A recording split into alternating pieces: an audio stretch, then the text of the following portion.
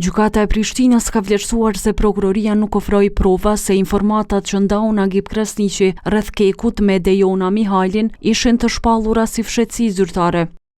Duke ju referuar secilit komunikim mes koordinatorës së komiteteve në lëvizjen vetëvendosje dhe ish kryeshefit ekzekutiv të Korporatës Energjetike të Kosovës, gjykata aprovoi ankesën e mbrojtjes duke hedhur këtë pikë të aktakuzës.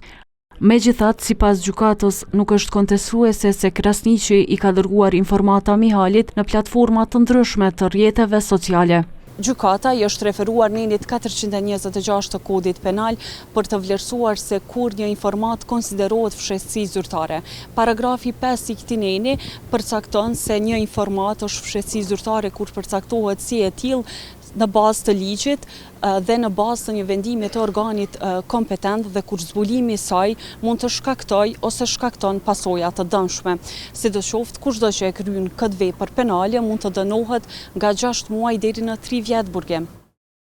Në pikën 1 thuhet se me datën 2 korrik 2022 në orën 8:21 gjatë komunikimeve në rrjetin social WhatsApp me zonën Mihajli i ka dërguar informatin lidhur me dyshimin për abuzimin e energjisë elektrike nga ana e Keshit, sipas marrëveshjes së datës 26 qershor 2022 në mes të Kekut dhe Keshit. Në lidhje me këtë informat, asnjë provë propozuare as ndonjë dispozitë ligjore nuk është specifikuar se kjo informat ka qenë shpallur si fshehtësi zyrtare. Madje nga formulimi, më tepër të krijohet përshtypja se ka të bëjë me një kompani jashtë Kosovës.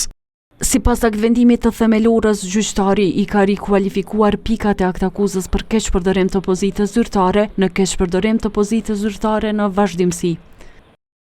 Në raport me të akuzuarin Nagip Krasniqi, dyshimi i bazuar mirë vërtetohet nga dëshmia e dëshmitarit bashkëpunues Ymer Dragusha, i cili në dëshminë e tij pohon faktin se ka qenë pjesë të nderit që janë objekt i kësaj akuze, ku Krasniqi fillimisht ka insistuar që të nderi të zhvillohet me procedurë të negociuar.